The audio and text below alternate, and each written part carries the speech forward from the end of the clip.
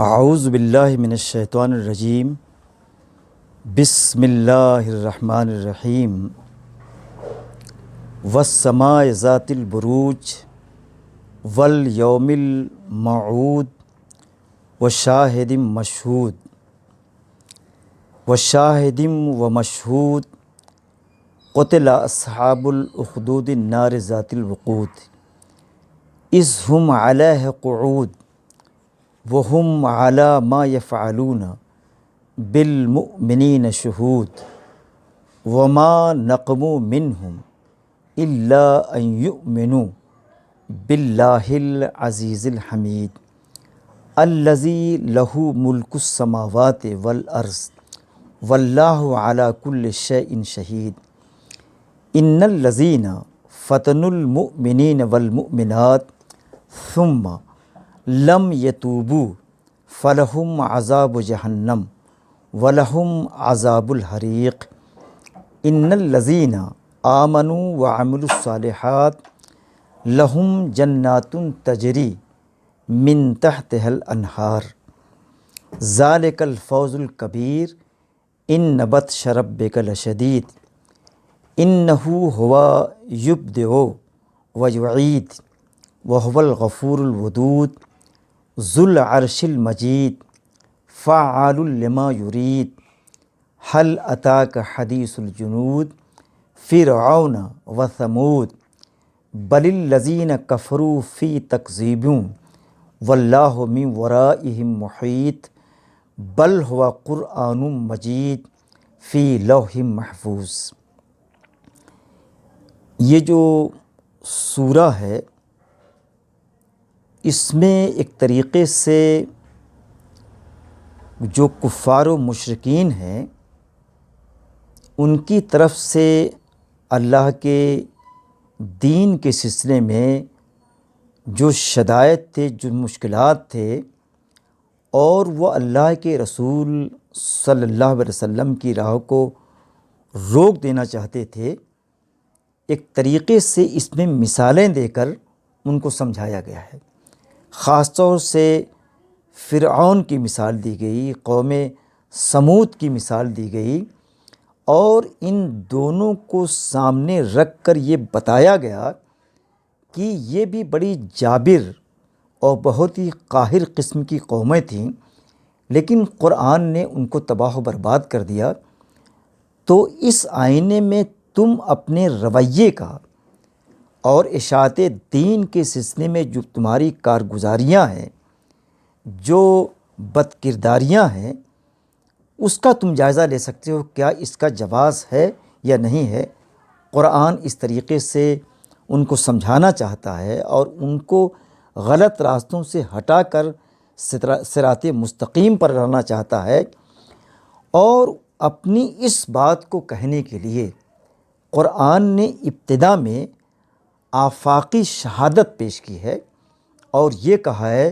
کہ والسماء ذات البروج، کی شہادت ہے اس آسمان کی جو برجوں والا ہے۔ اچھا، برج کے سلسلے میں تفاسیر میں کئی آراء پائی جاتی ہیں۔ بعض لوگ یہ کہتے ہیں کہ یہ جو آسمان ہے یہ طبقتن علی طبقتن ہے، یا قلعے در قلعے ہے، اور ایک لوگوں کا یہ کہنا ہے کہ یہ جو برج سارے قرآن کے ہیں، ہر برج میں مخلوق کا لفظ آپ استعمال کرتے ہیں، مخلوق ہیں، سیارے ہیں، گلیکسی ہے، یہ بھی کہا جاتا ہے۔ اور تو کہتے ہیں کہ ایسے آسمان کا بنانے والا اور قائم رکھنے والا اگر کوئی بات کہتا ہے رسالت کے بارے میں، قرآن کے بارے میں یا قیامت کے بارے میں، تو تم اسے مانتے کیوں نہیں ہو؟ یہ بات قرآن کہنا چاہتا ہے۔ اور پھر مزید یہ شہادت کی گئی والیوم الموعود، کہ جس قیامت کی، جس آنے والے دن کی، جس آخرت کی بار بار بات کہی جا رہی ہے، خاص طور سے 30ویں پارے میں، 29ویں پارے میں، اور اس کے علاوہ قرآن کی دیگر صورتوں میں مختلف انداز سے، مختلف ڈھنگ میں سے، مختلف اسلوب میں بار بار قیامت کی بات کہی گئی ہے، آخرت کی بات کہی گئی ہے، جنت و جہنم کی بات کہی گئی ہے، جہنم کی سختیوں اور اس کی آگ کے بارے میں، اور جنت کی آسائشوں اور اس کی رحمتوں کے بارے میں ساری باتیں بتائی گئی ہیں، لیکن وہ کسی طریقے سے اس نبع عظیم کو، ایک بڑی خبر ہے، ایک اہم ترین خبر ہے، لیکن وہ کسی طریقے سے تسلیم نہیں کر رہے ہیں۔ تو کہتے ہیں اس کے حوالے سے بھی قرآن کچھ کہنا چاہتا ہے، اور پھر کہ وَشَاهِدٍ وَمَشْهُودٍ، دیکھیے اس میں بھی بڑی اختلاف ہے، لیکن ان اختلافات کا نہ ذکر کر کے میں صرف اتنی سی بات کہنا چاہوں گا کہ شاہد سے مراد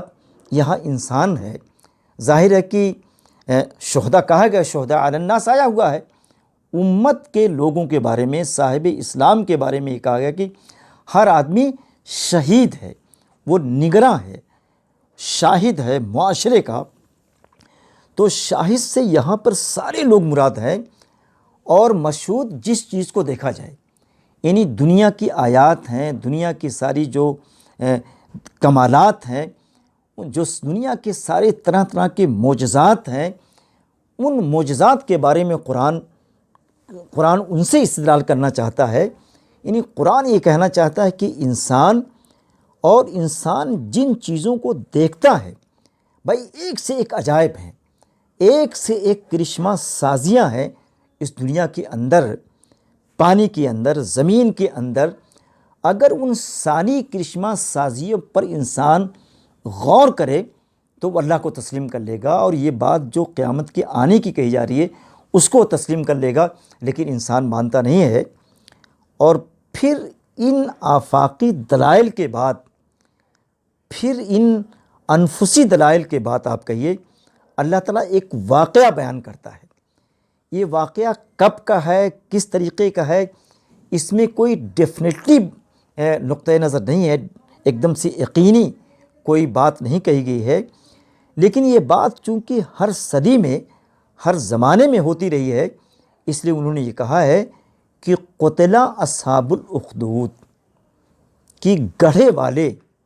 یعنی انہوں نے گڑھا کھودا تھا، کہتے ہیں کہ گڈھا کھودنے والے مارے گئے، اور جو گڈھا تھا اس گڈھے میں ایک ایسی آگ تھی جو جلائی گئی تھی، جو دہکائی گئی تھی، اور دہکانے کے بعد، گڈھے میں آگ لگانے کے بعد وہ اس کے کنارے بیٹھ گئے تھے۔ اذ ہم علیہا قعود، گڈھے کے کنارے پر بیٹھ گئے تھے، وہم علی ما یفعلون بالمؤمنین شہود،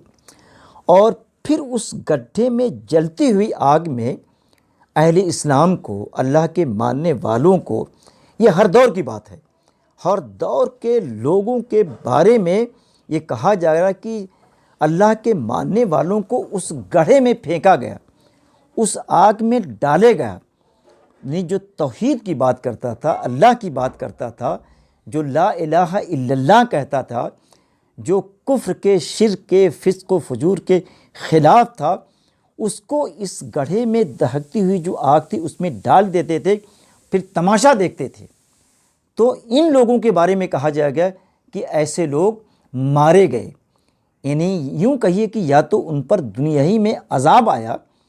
اور قتلہ کا مطلب دنیا میں عذاب آیا، دنیا میں تباہ و برباد کر دیے گئے۔ اور کہتے ہیں کہ اس کے علاوہ جو اللہ کے بندوں کو، توحید کی آواز لگانے والوں کو اور اللہ کا نعرہ دینے والوں کو، جن لوگوں نے ستایا ہے،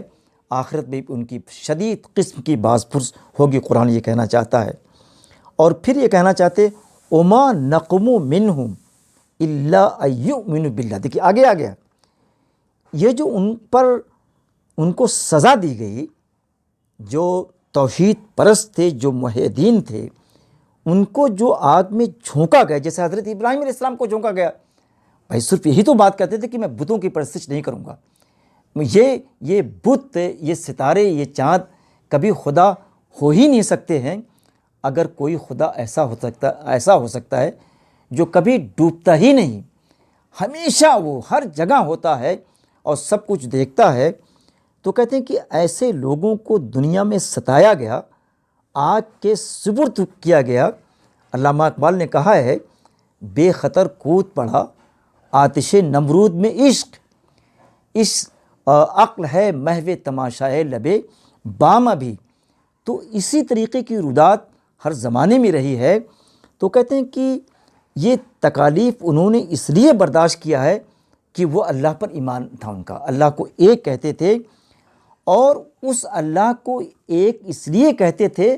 کہ وہ عزیز تھا۔ یہ تکلیف دینے والے، سزا دینے والے سمجھتے ہیں کہ ہم سب سے بڑے زبردست ہیں، طاقتور ہیں۔ قرآن کہنا چاہتا ہے کہ نہیں، ان کی بھول ہے، عزیز تو اللہ تعالیٰ ہے۔ عزیز کا مطلب یہ ہوتا ہے کہ جو سب سے زیادہ قوت والا ہو، زبردست ہو، سب پر غالب ہو اور سب اس کے سامنے مغلوب ہوں۔ ظاہر ہے کہ ایسی طاقت اللہ تعالیٰ کے علاوہ کوئی اور نہیں ہو سکتی ہے۔ اور حمید کا مطلب یہی ہے کہ وہ لائق تعریف ہے، یعنی یہاں حمید کی صفت، عزیز کی صفت اس لیے لائی گئی ہے، حمید اس لیے لائی گئی ہے کہ ہم اللہ ہی کی تعریف کریں گے۔ تم ہم سے اگر بتوں کی تعریف کروانا چاہتے ہو، تم اگر ہمیں سے دیوی دیوتاؤں کی توصیف کروانا چاہتے ہو، ہم نہیں کریں گے۔ وہی ذات تمہید کے لائق ہے، تقدیس کے لائق ہے، قرآن یہ کہنا چاہتا ہے۔ اور مزید اس کی صفت بتائیں کہ الذی لہ ملک السماوات والارض، کہ وہ ایسی ذات ہے جو آسمانوں کی مالک ہے، زمین کی مالک ہے، اور کہتے ہیں واللہ علی کل شیء شہید، اور اللہ تعالیٰ ہر چیز پر کیا ہے، نگاہ رکھے ہوئے، شہید،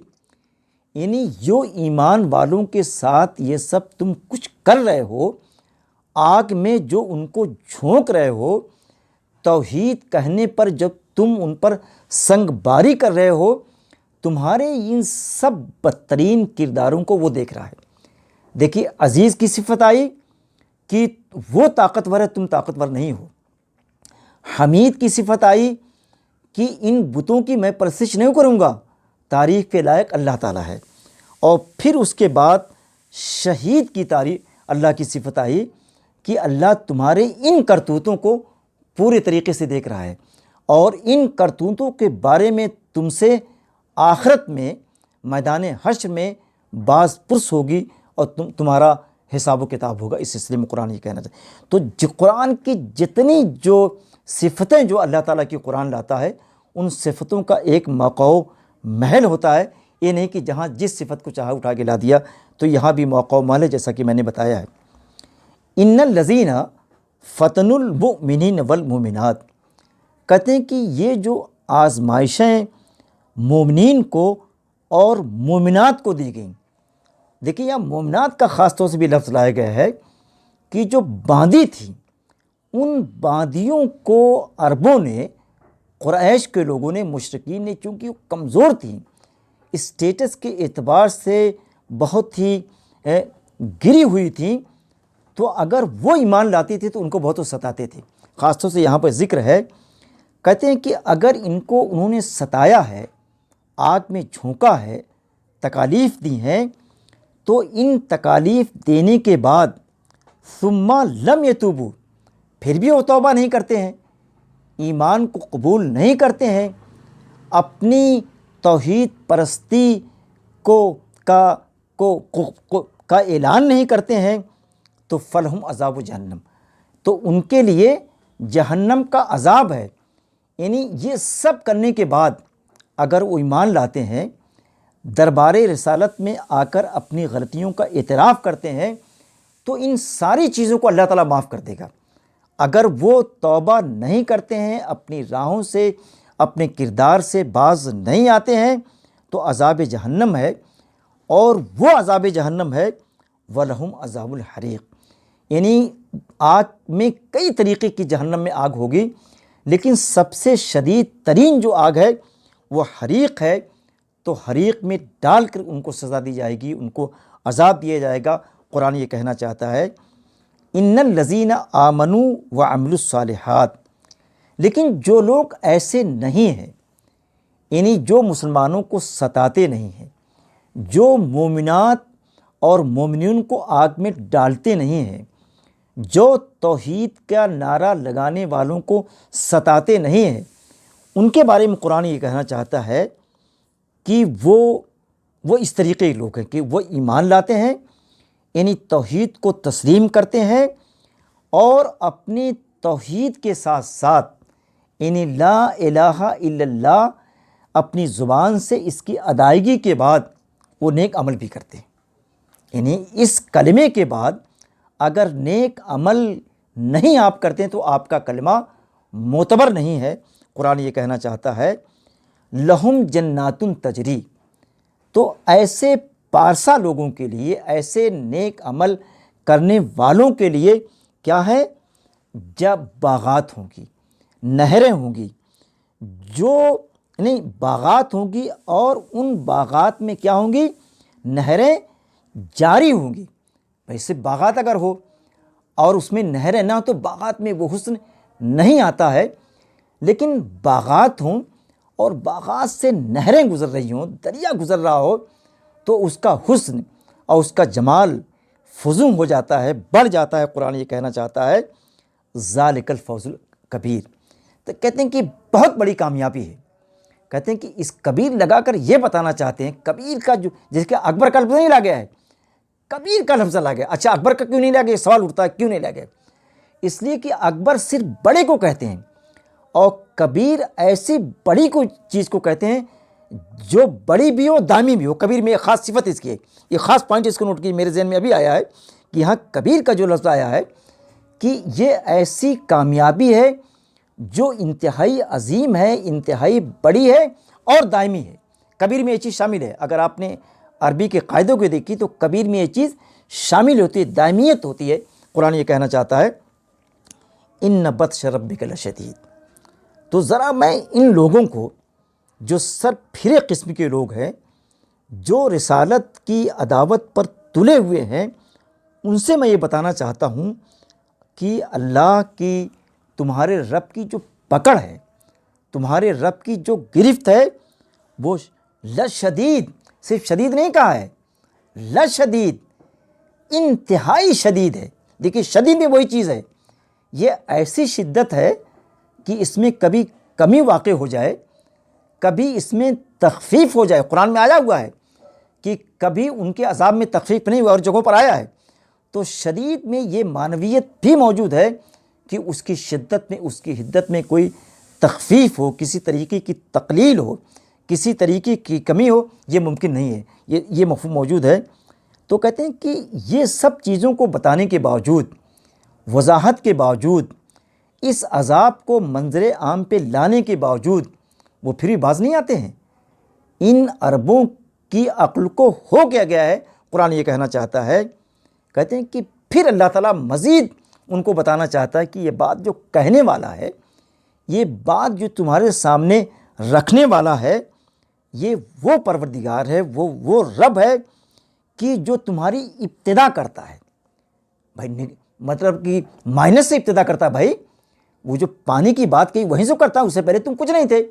تو مائنس سے تمہاری ابتدا کرتا ہے۔ وجعید، اور جو پروردگار، جو خدا مائنس سے کسی چیز کی ابتدا کر دیتا ہے، اگر وہ یہ کہتا کہ تم کو ہم دوبارہ لے آئیں گے، اگر وہ یہ کہتا کہ میدان حشر ہوگا، اگر وہ یہ کہتا ہے کہ حساب و کتاب ہوگا، تو یہ تو عقل پر پالا پڑا ہوا، جو بھائی مائنس میں کوئی چیز اس کو اٹھا دیتا ہے، تو اب تو کوئی چیز ہو گئی نا، تو ہونے کے بعد تو لانا اس کے لیے اور آسان ہے۔ تو قرآن کہہ جاتا ہے ایسی عقل پر پالا پڑا ہوا ہے، پردے پڑ گئے ہیں، ان کو سمجھانے سے کوئی فرق ان پر پڑنے والا نہیں ہے۔ اور کہتے ہیں کہ وَهُوَ الْغَفُورُ الْوَدُودُ، یہ جو اللہ ساری باتیں کرتا ہے، کہتے ہیں کہ وہ اللہ کو اپنا جو حریف سمجھتے ہیں، دشمن سمجھتے ہیں۔ بھائی توحید کا نام ماننا، اللہ سے دشمنی کرنا،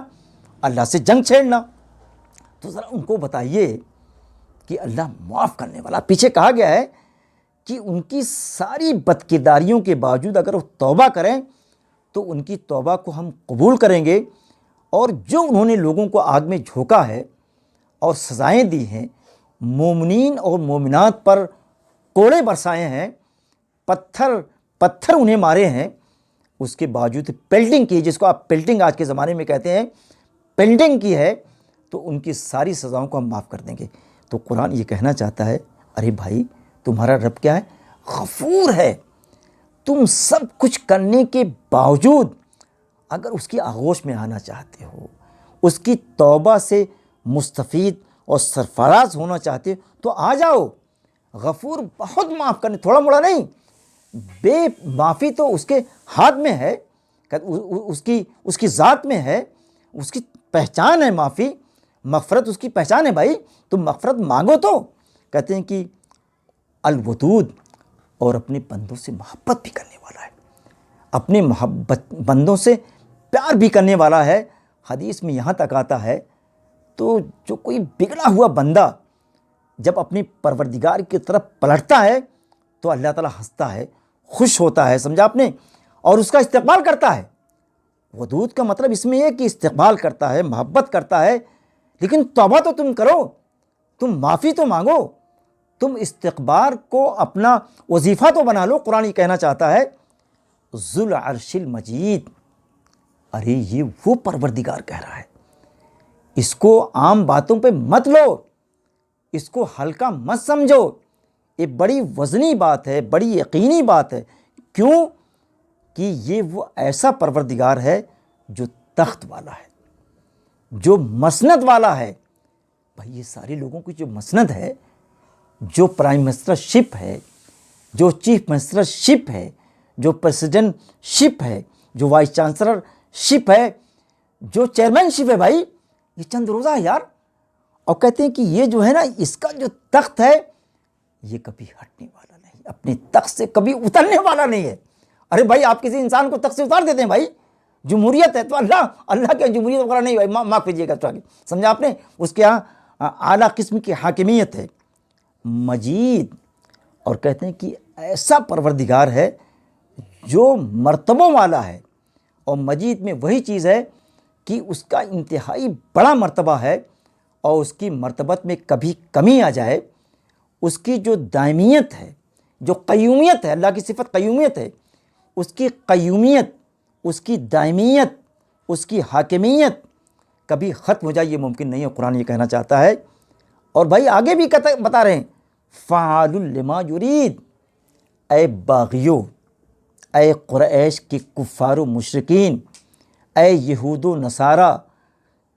یہ اللہ کے بارے میں سن لو کہ وہ جو چاہتا ہو جاتا ہے، وہ جو چاہتا ہے ہو جاتا ہے۔ حل اتاک حدیث الجنود، کہتے ہیں کہ یہ بتاؤ کہ کیا لشکروں کی، کن لشکروں کی؟ فرعون کا جو لشکر تھا، سمود کو جو لشکر تھا، یہ جو باغی لشکر تھے، ان کی خبریں تم تک پہنچی ہے؟ تم کو معلوم کہ کون لوگ تھے، ان کو کس طریقے سے اللہ نے تباہ و برباد کیا ہے؟ تو اے کفار عرب تمہاری کیا حیثیت ہے؟ اے مشرکین عرب تم کس کھیت کی مولی ہو؟ سمجھا آپ نے، تمہارا کیا بس ہے بھائی ان کے آگے؟ کہتے ہیں جب اللہ نے فرعون کو تباہ کر دیا، قوم سمود کے زور کو توڑ کے رکھ دیا، بلیل الذین کفروا فی تکذیب، یہ وہ لوگ تھے، یہ وہ لشکر تھا جو مستقل کس پر تلے ہوئے تھے۔ تکذیب ایک طریقے سے ان کی پہچان اور ان کی شناخت بن چکی تھی، تو اللہ نے ان کو کس طریقے سے پٹخا ہے۔ تم اگر ان کی تاریخ کو اور ان کے کارناموں کو پڑھو گے تو تم کو اندازہ ہو جائے گا، اور تم کو اپنے بارے میں بھی یہ طے کرنا پڑے گا کہ ہم رسالت کی مخالفت نہیں کریں گے۔ اور پھر کہنا چاہتے ہیں تو تم کو ہم کو یہ بھی بتانا چاہتے ہیں واللہ من ورائہم محیط، اور کہتے ہیں کہ ان کے چاروں طرف اللہ کا احاطہ تھا، اللہ کی گرفت میں تھے، وہ اللہ سے گرفت سے نکل جائیں، پکڑ کے بھاگ جائیں، یہ ممکن نہیں ہے، تو تم بھی نہیں بھاگ سکتے ہو۔ اس لیے تم سے ہم یہ کہتے ہیں کہ قیامت کے روز کو تم تسلیم کر لو۔ تم سے ہم یہ کہتے ہیں کہ تم رسالت کی سچائیوں کو، صداقتوں کو مان لو۔ تم سے ہم یہ کہنا چاہتے ہیں کہ اس قرآن کی جو تعلیمات ہیں اس پر تم عمل کرو، کیونکہ یہ ایسا قرآن ہے، بل ہوا قرآن مجید، کہ یہ جو قرآن ہے یہ کوئی عام کتاب نہیں ہے، یہ بہت ہی برتر قسم کی، بہت ہی اعلیٰ قسم کی، بہت ہی فائق ترین قسم کی کتاب ہے۔ آج تک دنیا میں ایسی کوئی کتاب نہیں آئی ہے اور نہ آ سکتی ہے۔ یہ آخری کتاب ہے بھائی، یہ آخری کتاب ہے فی لوح محفوظ، اور یہ لوح محفوظ سے آئی ہے، یعنی گویا انسانی کلام نہیں ہے، یہ الہامی کلام ہے، یہ آسمانی کلام ہے، یہ اللہ کے رسول کا بھی کلام نہیں ہے، اور اللہ کے رسول کا اس میں ایک شوشہ بھی نہیں ہے، یہ سب کچھ توقیفی ہے، الہامی ہے، آسمانی ہے۔ تو قرآن صرف اتنی سی بات بتانا چاہتا ہے کہ رسالت کے آنے کے بعد، قرآن کے نزول کے بعد، اے عربو، پھر بھی تمہارے ذہن میں اگر تم ٹیڑھ ہے، کوئی تمہارے دماغ میں کیڑا ہے، تو اس کیڑے کو نکال کر تم راہ راست پہ آ جاؤ، صراط مستقیم پر اپنے آپ کو گامزن کر دو، ورنہ تمہارا حال بھی وہی ہوگا جو فرعون کا ہوا تھا، جو قوم سمود کا ہوا تھا، اور جن جن لوگوں نے اللہ کے بندوں کو ستایا ہے توحید کی وجہ سے، تقلید کی وجہ سے، ان کو بھی ہم بدترین عذاب سے گزاریں گے۔ تو اللہ سے دعا ہے کہ اس سورہ کی جو تعلیمات ہیں، جو نکات ہیں، ہمیں بھی اس پر عمل کرنے کی توفیق دے، اور ہمارے دلوں میں کہیں کبر ہے، کہیں غرور ہے، تو اس کبر و غرور سے ہمیں کو نکالنے کی ضرورت ہے، اور استغفار کو اپنی شناخت اور اپنا ایک طریقے سے رمز بنانے کی ضرورت ہے۔ وآخر دعوانا ان الحمد للہ رب العالمین۔